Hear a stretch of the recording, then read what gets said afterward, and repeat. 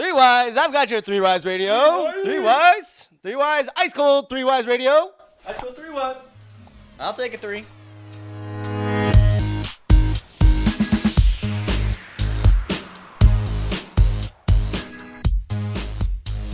Welcome to Three Wise Radio. I'm here with Garrett Welker. I'm Sam Pixley. You know what we do. We talk about all the stuff, the who's its, the what's its, and the internets. The Cheez-Its. And I do not a big fan of Cheez-Its. What? Yeah, I like the white cheddar ones, but I mean, if you put those in front of me, I'm pretty disappointed, actually. Have you had the double baked ones?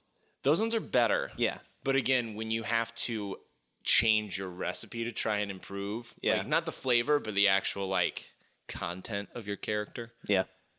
It shows you're a shit chip, man, or cracker, or whatever it is. You punk ass cracker. Exactly, precisely. Obviously, joining me is Garrett. Garrett, Hey. how do you feel about Cheez-Its? I like Cheez-Its. Coward. I don't know what to say. I've already It's not said really my piece. applicable, but what's your favorite chip? Or what is it? A cracker? What is it? Chip in general? What is a Cheez-It? It's a cracker, a chip. Those are different. Yeah. Yeah. I think it's more along the lines of a cracker, Yeah. I would agree with that. like a cheesy cracker. That sucks. Yeah. Fair enough. I mean, I would consider Frosted Flakes dry chips. Well, that's no. They're dessert chips. They're flakes. They're dessert chips. Dessert chips. Yeah. I'll give you that. They are a dessert. Me and Alex have talked about this several times when we first met. They're dessert chips Fair enough. because you don't eat those with milk. You just Oh, that's not true. I do. Oh. But then your milk is hyper sweet afterwards. Yeah. So, yeah. Fair enough. I'm Garrett. Yes, you are. Cheez-It aficionado. Oh, I thought I was gonna what? tie this off somehow, but it didn't work. Oh, there's no way to do it. You tie it off by doing like this. It's the movie train time. Oh. We're on the movie train, right? Are we now doing headlines? Well, we're gonna do headlines, okay. but I just called it tease. So you tease it out, get Yeah. people excited for the movie train. Something that we haven't done in probably Months. 7 years. Yeah. It's been probably like 3 months Yeah, or so. What was the last thing we saw? Yup. Ah, Precisely. shit. Just edit it in with a really good answer. It was American Assassin. Perfect. Well, we saw American Assassin, so we'll be giving you our review of that. But first, we're going to do some headlines. So let's talk recent events. As we correctly predicted in last week's episode, J.J. Abrams will obviously be co-writing the script with Chris Terrio for the next Star Wars movie, and he will also be directing. Exactly as we predicted, no different. Yeah. Oh, sorry, correction. We did say that there was no way he was going to do this. Was this the guy that was already writing it? That he's co-writing it with? I think Chris Terrio just kind of writes everything now. Oh, okay. But yeah, so very exciting news there, I suppose. I think I guess it's a smart play by them. If you think how much money did that Star Wars movie make? I don't know. I'd honestly be okay with waiting to see what Rian Johnson does with it, but I know they're kind of on a time crunch with it. There's also speculation that he was offered the gig first and declined. And they turned it down. Okay. And so then they went with J.J. Abrams. If that's the case, best backup quarterback ever. Yeah. Yeah. If J.J. Abrams is your fallback guy, I think you're fine. you're gonna do all right. So the well-oiled machine is still ticking away. So I don't really have any concerns there. I think also that maybe even if the concern is, with the first one, they just played it too safe. Now they have that luxury of that safety net. Yeah. So I think they can kind of be a little more bold with I would these agree with next that. two. But yeah, Good news. I'm excited for it. I want some sort of anything on Last Jedi other than what we already have. Nah, it'll come out. That's all you need to know. You think they're gonna wait for Thor or something? I don't know. We'll see. I mean, they might wait for it. Sorry, my dog's being a nuisance, so I had to stop that. But it'll come when it comes. Moving on in horror news, Jamie Lee Curtis will officially be returning for the Halloween relaunch, quasi-reboot, but really more of a continuation of the series because she's much older than she originally was. Oh, yeah. When it came out several decades ago. I mean, she is the original Scream Queen. Yeah. She kind of birthed that whole idea, and she's I mean, despite the Activia commercials that she's renowned for now, she is a pretty solid actress. Yeah. And I'm really excited for it. I mean, the only question that people have was, didn't she die in Halloween Resurrection? The answer is yes. I would say I wouldn't know. I've not seen any so of those she's movies. been in 4 movies. She was in the first 2 movies, which were back-to-back, the sequels. And then she was also in Halloween H2O, 20th anniversary. And then after that, she was in a Halloween Resurrection, which is they're speculating is not being treated as canon because that was kind of a weird funky, weird movie that just it was good. I liked it, but it was a little bizarre and a little off the beaten track. So, I mean, everybody's excited to see her coming back for this. In what context and how do we know? She is definitely coming back as Laurie Strode, the original character, but we don't know in what context or how it will be used. So, Okay. exciting news when we've had almost no news about that project in a long time. Yeah. So, very nice. That's cool. Keeping in horror news, which I still have not seen, still want to see, director Andy Muschietti, I think that's how you pronounce it, promises that there'll be an extra 15 minutes on the director's cut that will really make book fans happy. Ooh. Thoughts? That could be good or bad. There's some pretty gnarly scenes that were in the book that were not in this movie. But I guess, what do you think about director's cuts in general? I mean, I like director's cuts, especially if you get stuff like, you get the full Watchmen director's cut. You get the Batman v Superman extended cut. It was a director's cut, yeah. Yeah, ultimate cut. But I mean, like especially if it's stuff that enhances what the movie was, like I'm down for it. Yeah. If it's just like, oh, here's all these like kind of mini, like here's a scene of the actors improvising or whatever that we wanted to keep it in there in the context, but it's like, but did you need to?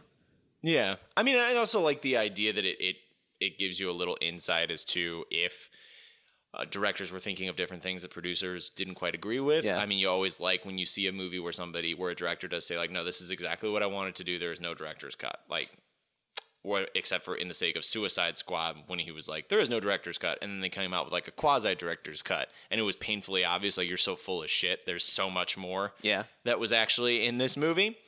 But I think it's a great idea from the perspective of, say, you are creating something from a book and you do some extra scenes that are a little bit of fanfare for the readers. Yeah. And you say, like, this will make you guys happy, and we threw it in here as an extra cut for you.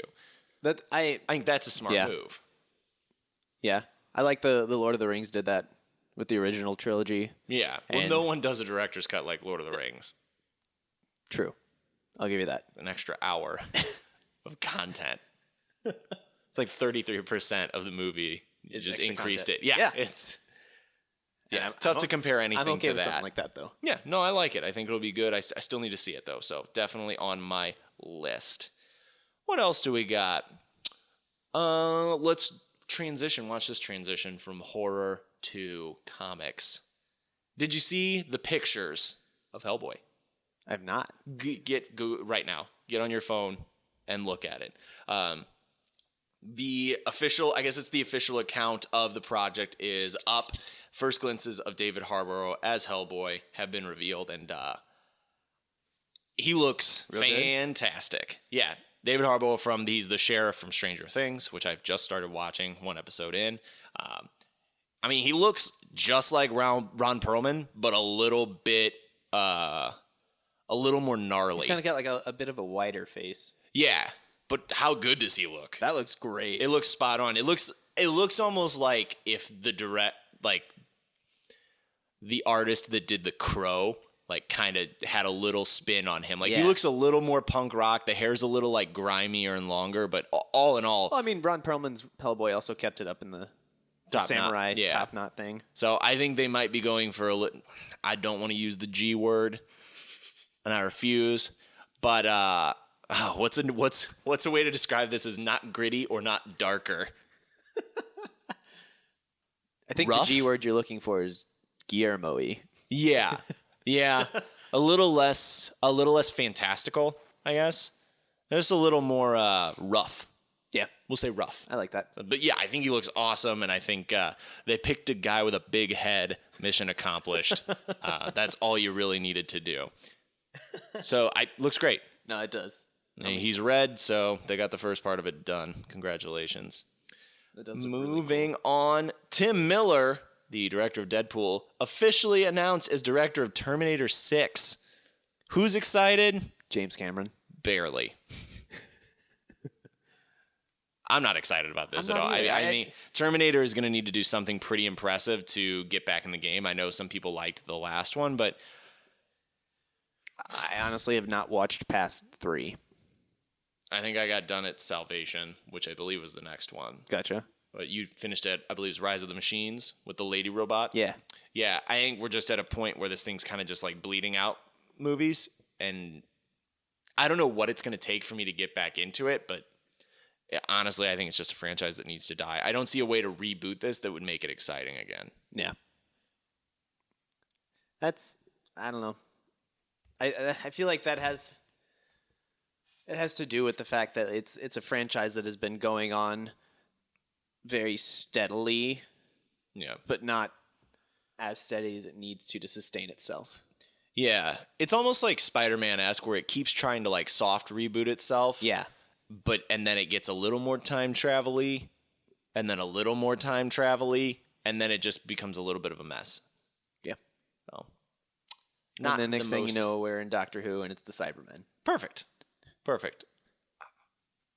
I'd watch. That's more of a comic book, but I'd read that. The Doctor would lose. Just saying. Yes. More exciting director news. Matthew Vaughn had one of the most impressive nerdy statements that he's ever had. In one comment talking about what his future plans are, he confirmed that both he has created and is working on Kingsman 3, and that he is in talks with somebody unknown about a potential Superman movie. Yes. Probably Man of Steel 2. To which he was essentially quoting, keep in mind that this is the gentleman that has done the Kick-Ass movies, X-Men First Class, obviously Kingsman 1 and 2. This guy's living the dream. Yeah. Essentially, his quote was, well, I'm working on Kingsman right now, but we'll have to see how that lines up with Superman. We're talking about Superman right now. But honestly, anything that they throw at me, like if they ask me to do Indiana Jones, I'm almost just like, as a nerd, I can't help but sign on to those projects. Yeah. It's like, you are living every young man, well, not every young man, but every young nerd man's dream. Yeah. Of just being able to do all these different projects. Yeah. Oh, I mean, I haven't seen a miss on him yet. I haven't seen him strike out on something. So that excites me. Someone that's passionate about it, that's what I want. Yeah. I mean, you can't really ask for much more than that. I mean, I could ask for... Well, I mean, I guess you probably could, but I would ask for a fixed DCEU, but we'll get there. Maybe. Or it'll Hopefully. die out. Who knows? Flashpoint. That better not. That would be so dumb. Wrapping up our headlines. Game of Thrones Season 8. We've figured out why it's going to take so long. Because they will reportedly be filming 18,000 different endings to confuse people trying to leak information. Woof. 18,000, probably more like 6 or 7. Yeah. But they have stated that they are going to be trying to film multiple endings to throw people off of what is actually going to happen. Why not just do like 4? I mean, they said 5 or some odd. They didn't give a specific what we're going to be doing. Maybe they're doing 5 or 7 to throw people off. I mean, it's a good idea. Yeah, and unfortunately, the way that they film for the either they're in a small room or they're way out in the open. Yeah. So it's hard to shield that stuff, which is tricky. But honestly, people are going to figure stuff out. Yeah. One way or another. So good on them, I guess. Trying. Don't leak it next time. Yeah, that's fair. Don't have internal or external leaks. Word to the wise. But those were headlines. Coming up next, we're going to be hopping back on the movie train. All aboard! Let's call for Three Wise Radio. Alrighty, so we are back on board the movie train, and we checked our passport, and apparently the last stop we took was Baby Driver? Yes. Correct? Yes. I say that with minimal confidence. I can confirm it was Baby Driver. Confirmed. Yes. Okay, well, there we go. So now we are back, and we saw What did we see, Garrett? American Assassin. Yeah, we did. A pretty run-of-the-mill shot at becoming the next Jason Bourne. Pretty much, based off of a spy thriller. Even though they make sure to tell you like this isn't just spy work. This is more on a Ryan team. So, do you want to give us kind of the start of how this baby kicks off? Yeah, so it starts off this guy and his girlfriend are on vacation in somewhere in Spain. They're on the beach. It's Ibiza, Spain. Sure. And terrorists attack and injure him, kill his girlfriend in front of him. Yes, they do. His then fiance. She was a very nice lady. Yes, she was.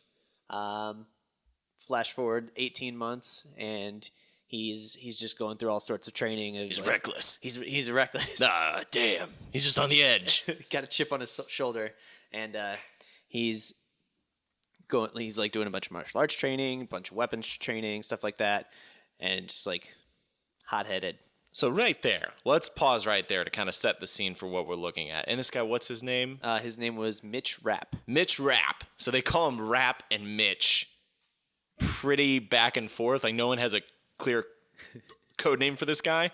But I was actually very impressed with the intro. Yeah. Because I thought it was pretty graphic, and you never really want to compare something to like a Saving Private Ryan, Storming the Beach. But it was similar in that regard of it really wanted to show you. I thought it did a great job of like putting you in that situation, and they didn't hold back visually. I don't think it was anything excessive, but they did a good job of showing you like people are dying. Like this is they're going to show it.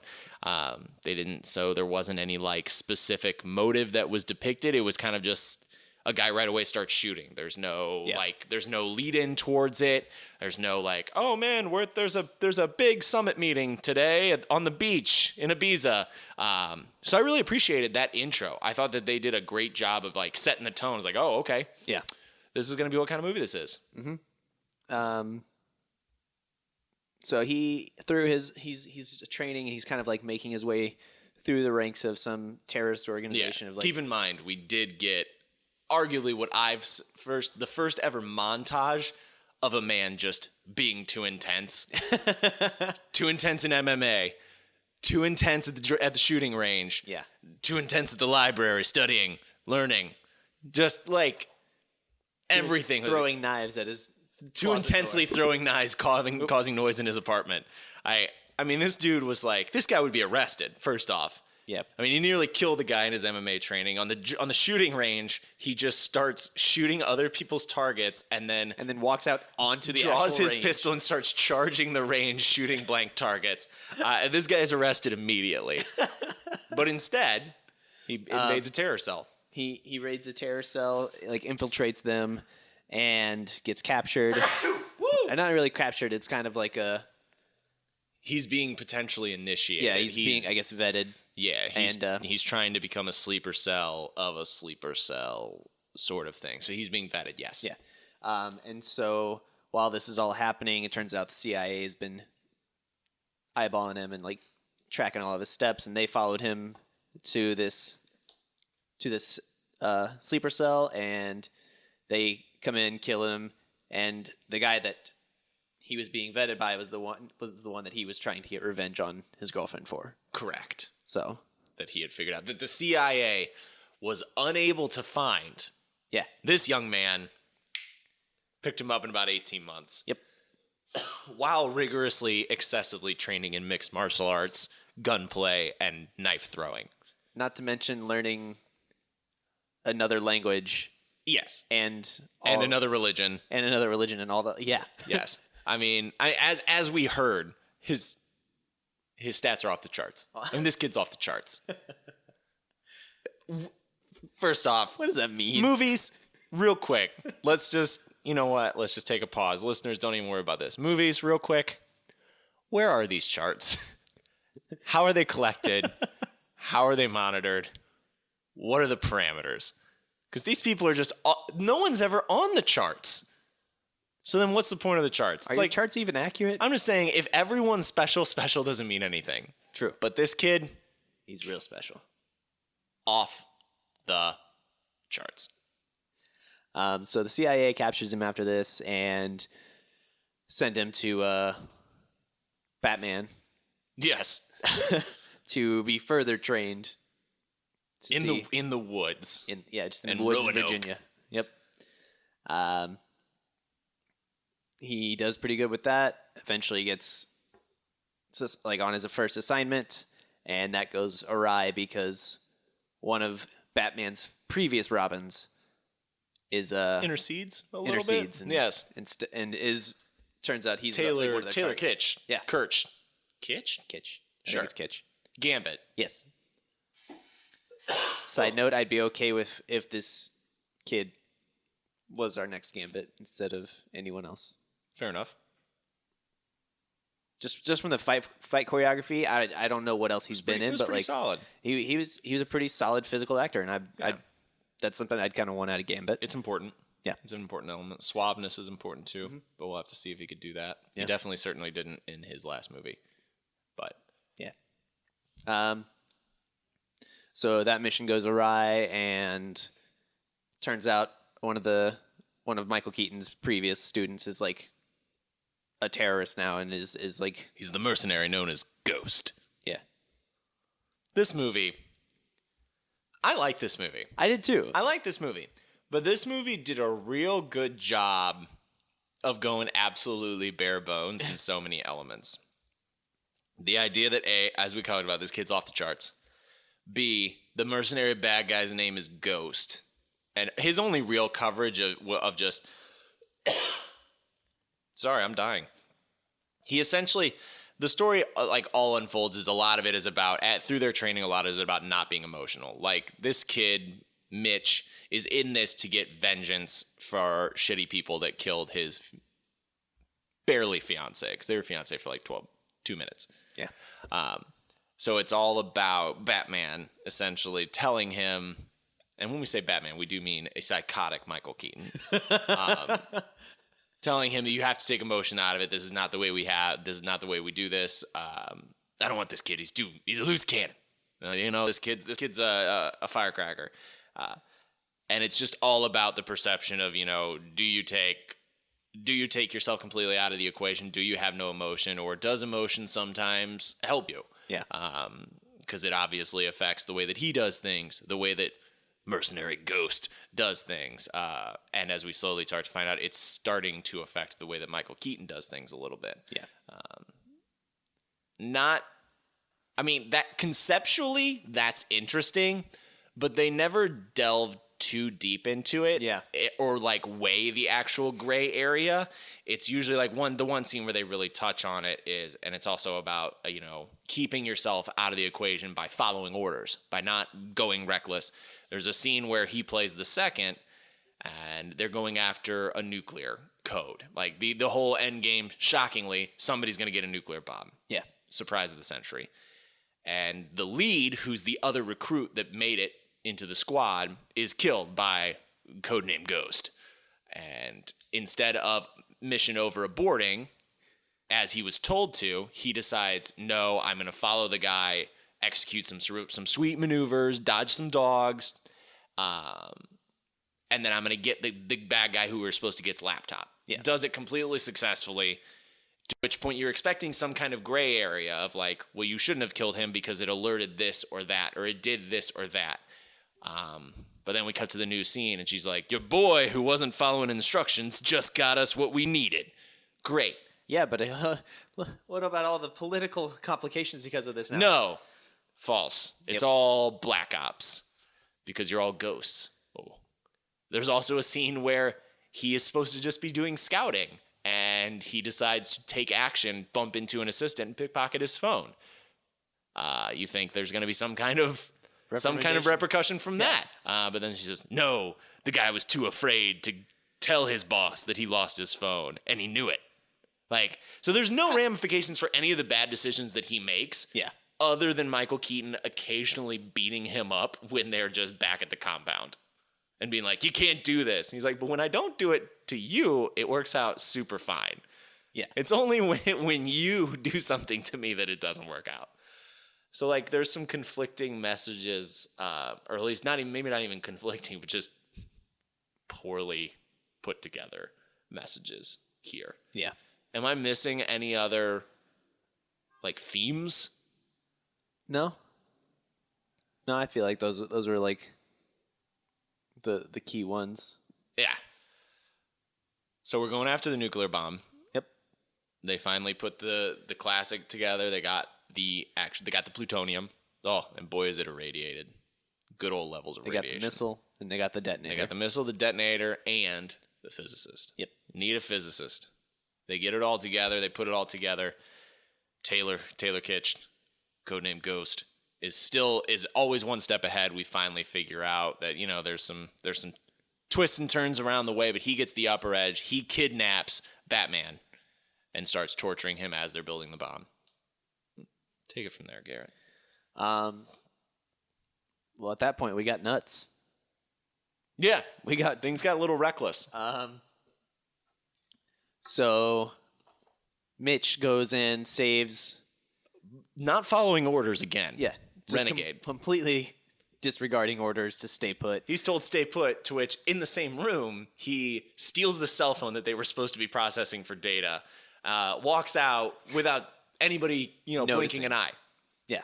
And then what happens? Then he goes and rescues this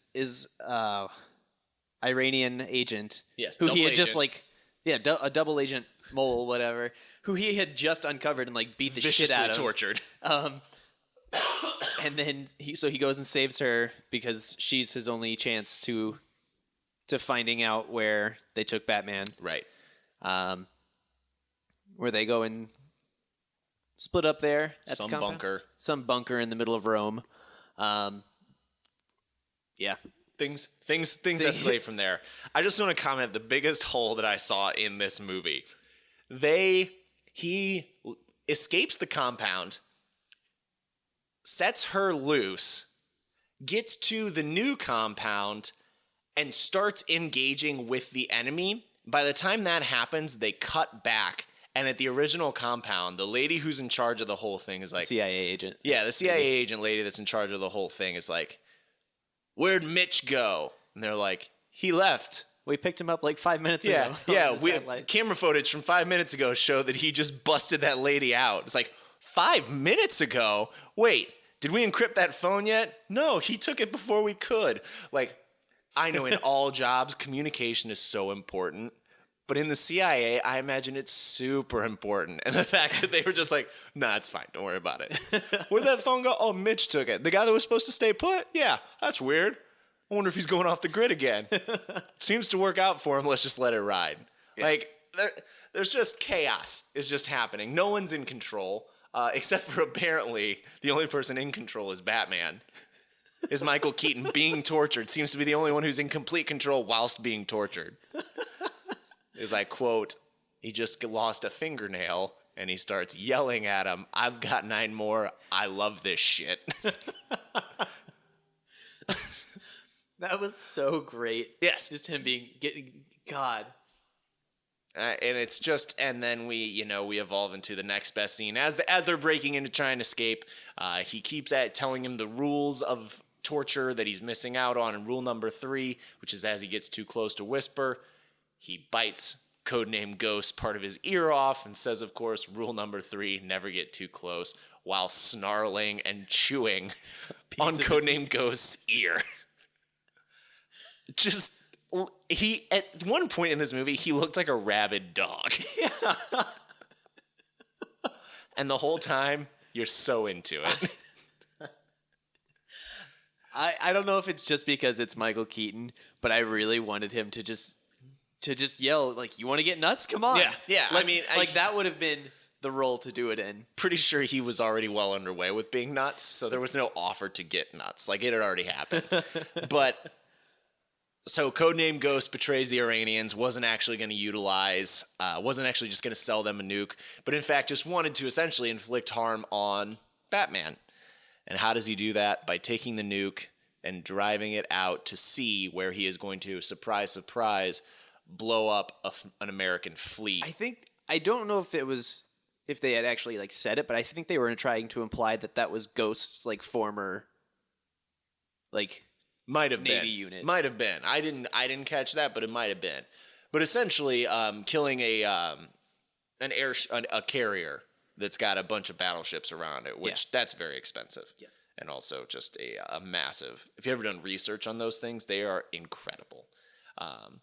But he's essentially riding a speedboat, which apparently is not fast on takeoff because our boy Mitch is able to outrun it, catch up to it, and then jump on board. To which this stuff got very cool at the end, I thought personally.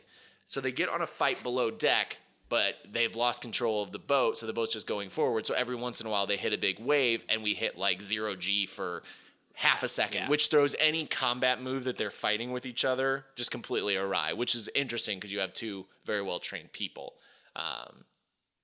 As we're getting closer to the boats, the tables turn, and then it's, the classic horrible lines of, rule number 76 and a half, don't make it personal, to which he is like, I didn't. ha, flip, flip, flip, counter move, I didn't make it personal, thwack, stabs with the knife. And, of course, the signature knife move that was taught in the beginning of the movie. Yes. Super cool. At which point then Mitch then defies orders again and starts driving the boat away from the carriers. We're like a mile out from the carriers at this point, so there's some serious damage that could be done. Yeah. If We're not a also mile, probably not that far from the shore. Also, yes, not far from some what is a nondescript shore. At that point, they're trying to get on the phone to talk to Mitch. And he hops on the phone with him, and everybody knows you need to put the bag into the water because that's going to potentially lessen the damage. Yeah. And he's just yelling at. We've got Batman yelling at him. He's like, drop the bag into the water. And he's like, no, I got to get it further from the ships. And he's like, would you just follow one goddamn order? And so it's like, there's again not like an internal struggle. There's not like a longer him talking to him like through it, like just listen to me for one. It's just literally like, we just follow one goddamn order, and he's like, fine, okay, for the first time, sure, seems pertinent to the situation. Drops it. Everybody makes it out okay. But after I believe was a fairly impressive depiction of the nuke going off in the water and kind of just the damage that even though it's not a massive, like it doesn't devastate them, but it's the damage that the blast of a nuclear, not just the radiation, but what the actual blast does to these ships. Yeah. That was really cool. Yeah. It still sank two of them. Or knocked two of them over. Almost completely damaged. Yeah, completely destroyed them. But there were times where it didn't look the best. I mean, clearly it didn't have the biggest budget in the world. Like there was some adequate looking things, but I was overall pretty impressed with the way that it wrapped up. Batman on there. True. Michael Keaton is like, if I'm losing a finger for this, it's going to be intense and it's going to be costly. So we wrap it up. Both men are like, hey, we're both renegades for Black Ops Orion or whatever the hell it is. Yeah. So we go a little bit of time later. Mitch is just hanging out in the ocean, and then He's hanging in Dubai, I think. hanging out in Dubai. That's right. And then we cut back to Batman, who's real damaged. They're like, hey, typing up reports? Yeah. Why don't you have somebody else do it for you? Nah. And then, where's Mitch? It's like, oh, I forgot where Mitch is. And then, lo and behold, what do we find out? The Iranian bad guy who was going to be a bad guy all along was then going to be elected president. And what do we know? He gets on an elevator, and who's on the elevator with him? Renegade Mitch, who is just, I assume now, this kind of elite one-man unit who I guess. still does whatever he wants, but everybody's like, all right, it's fine. Last wild card I'll throw in for this movie. As we're proceeding, we have some very nondescript, standard issue bad guys. The Middle Eastern bad guys look like standard Middle Eastern bad guys. The Spain bad guys look like Spanish bad guys. Then we turn to Italy, where we're greeted by what I assume are three grumpy uncles that are really into soccer. Yeah. Or, sorry, watching soccer. Definitely not playing it. Or at least they haven't played in decades. Dressed in 1970s thug attire. Yeah. Like we're talking bright yellow button-up shirts with leather jackets. Snake leather jackets. Yes. All blue tracksuits, slicked back, gross gray hair. That dude in the tracksuit straight up looked like greasy Hitler. Yeah. And then just kind of flaunting what looked like gold and ivory pistols. And at this point in the movie, we've got a live nuclear bomb. Like, these are the guys protecting the entrance to the nuke. Yeah. Slightly jarring. Correction, wildly jarring. This threw me off more than anything else in the movie. Yeah. The CIA was inept. That threw me off. This threw me for an even bigger loop. But again, still worth the price of admission. Yeah. I'd say go see it. But we spent like $9.70 on this movie, and I was quite happy with it. Yeah. Yeah, It was good. Yeah. So we'll get into our trailers. So do you mean just list them down and then we'll go back let's and just talk about rock them, and or- roll on 'em. Okay. Yeah. So our first one was Just Getting Started. Oh, Morgan Freeman joint. Morgan Freeman and Tommy Lee Jones being old. Being old and being funny, because apparently the buddy dynamic is still alive and well. This movie just reeked of not being able to come up with something to do. Yeah. And still wanting to kind of do the buddy relationship, straight man, funny guy. This felt a little desperate. Yeah. I'm going to do a hard pass on this. I will also do a hard pass. We had Only the Brave. Which one was that? Only the Brave is the firefighter movie. Oh, yeah, which yeah. I am pretty interested in. I think that looks pretty good. Yeah. I don't know what's going on with it, but I think there's going to be a lot of intense moments in it that I'm on board with. I think it looks good. I think it's possible. Okay. We had Suburbicon. Interesting trailer. Was this George Clooney? Yeah, George along with Clooney the Coen directing. brothers. Yeah. Just looks like kind of a dystopia look at suburbia. Like it's supposed to be like this kind of Stepford Wives where everybody's kind of perfect and happy, and this Matt Damon who just looks a little like a tiny little man, which I think that's what they went for because he's wearing big clothes all the time, but it just kind of seems like a man that's on the edge and ready to break. Yeah. Kind of like a Postal situation. Yeah, he's in debt to the mob, and the Yeah, and mob comes apparently kills his wife. all this bad stuff comes out and starts affecting this suburbia. Yeah. And he is either I liked it because it started to tease like he was going to be like, I've had enough of this, and just start becoming a badass. But that also definitely wasn't happening at the same time. Yeah. So this definitely sparked interest, but I think I'll need to see a different trailer or read up a little more on it to see if I'm into it. Okay. Next we had The Snowman. This is a very interesting trailer. And I couldn't tell what it was until I saw that, what's his name was in it? Michael Fassbender. Michael Fassbender. It's essentially just kind of like a chase for a serial killer. Yeah. That kills people like with snow / And then cuts their heads beheads off. them and puts them- does kind of stuff. Looks like it's definitely like kind of a psychological. The elements are also playing a factor into it, into the cold and things like that. It looked good, but I'm not sure it's our movie train. I would agree with that. We had Geostorm. Geostorm.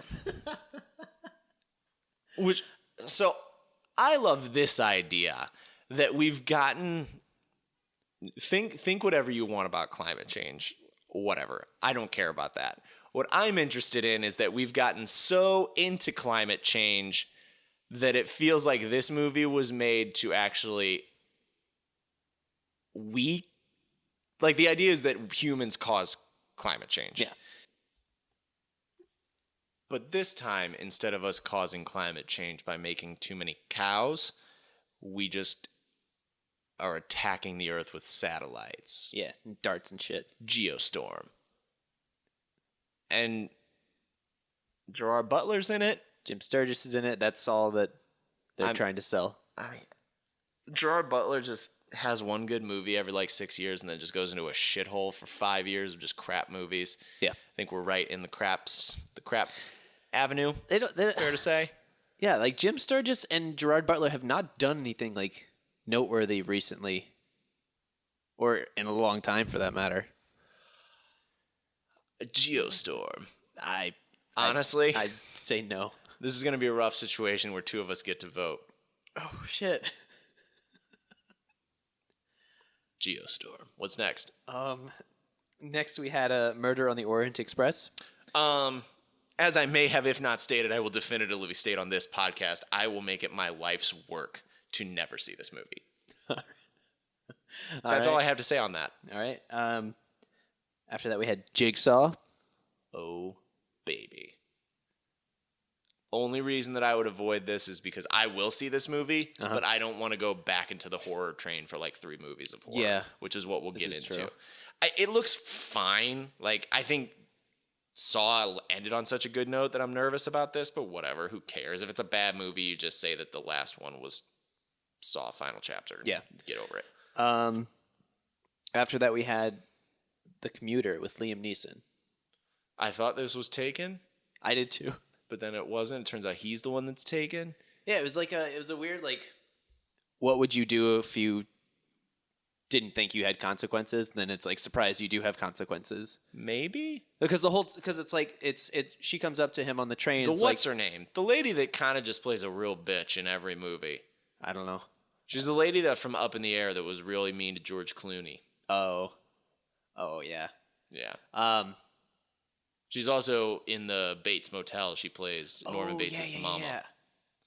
She's good at being creepy and good at being like vaguely sinister. Yeah. But like, she comes up to him and she's like, what would you, I don't remember what the question she asked him. It was like, how do humans behave? And it's like, what kind of person are you? Yeah, what kind of person are you? There's $75,000 in a toilet bowl, and all you got to do is figure out who's not supposed to be on this train. And then you never see him take the money, and you see him walk through the train, and then you just see a picture of him holding the money, and then like the cops are looking for him. Yeah. And she's like, let the games begin. And it either all takes place on a train or it doesn't. I hope it doesn't, because what? And then there's a gun. There's another train. And then the 2 trains are running into each other, and he's like outside of the train. Yeah. Honestly, though, if you had to compare trains, I would watch this much over Garbage Orient Express. Yeah. So, and then we looked at each other and said, why are there so many goddamn trailers? Yep. Because I think there's like 2 more. No, that was it. That was it? That was the last one? Whew. Alrighty. What are you thinking, Garrett? Listen to your heart. And what does your heart I'm tell thinking you? either Suburbicon or The Commuter. What were you thinking? You know what we're seeing. We're seeing The Commuter. No. We're Suburbicon. No. Oh. You know what we're seeing. Think of what would happen right now if, oh no, ice just started raining down and you had no idea why. I don't want to see this. Listen to your heart, Garrett. You know it to be true. Geostorm. We're going to ride that hurricane to sweet, sweet movie train success. No. It's delicious. It's too delicious. Get out of here. Piquing your interest. Bam. All right, we are nearing the end of the episode, so that means it's time for Piquing Your Interest, where we just talk about what's piquing our interest. Garrett, what's piquing your interest? damn Because it. you have to go first every time. Damn it. What's piquing my interest is I'm going to Seattle in a couple days for the first time. I've never been to Seattle. Nice. That's on my list of places to go. Going to visit some friends out there. I'm really excited. It's going to be great. I'm going to visit the Starbucks mothership and hopefully I can visit. Do you have exclusive access? Yeah, so you have to like either have your district manager set it up or you have to know someone on the inside already. Oh, So we'll see. interesting. We'll see. Okay. But I'm excited. Hopefully, I get, my goal is to be able to see the roastery and stuff, and that's something I'd really want to get into is coffee roasting. Yeah, it's pretty cool. But All yeah, right, right on. That's what's piquing my interest. Sam, what about you? Piquing my interest. So I just saw this just came out. There's a new movie coming out. Let me just read you the tagline, and you'll be sold. All right. After an unprecedented series of natural disasters threatened the planet, the world's leaders came together to create an intricate network of satellites to control the global climate. But now something has gone wrong. The system built to protect Earth is attacking it. The system known as Geostorm. And my interest is truly piqued. This is not a complete scapegoat because I had never heard of this movie. I had never seen anything about this movie. We saw a trailer at Baby Driver. Absolutely did not for Geostorm. Absolutely did not see a trailer for this. If we had, this would be the movie that I had picked, guaranteed. All other movies would have gone to hell.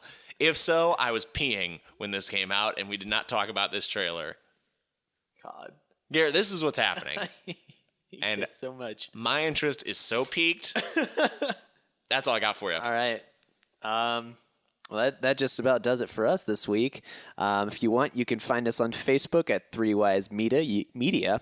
You can find us on Instagram and Twitter at 3Wise Radio. You can email us at 3wiseradio@gmail.com. Be sure to give us a follow, give us a listen. Nice shout out to our friends over at Movie Versus. Yeah. Beyond the Blast Doors.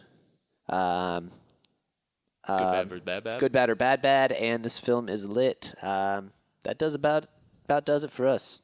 We'll see you next week. Geostorm. 3Wise Radio is a production of 3Wise Media. For more information, check us out on Facebook.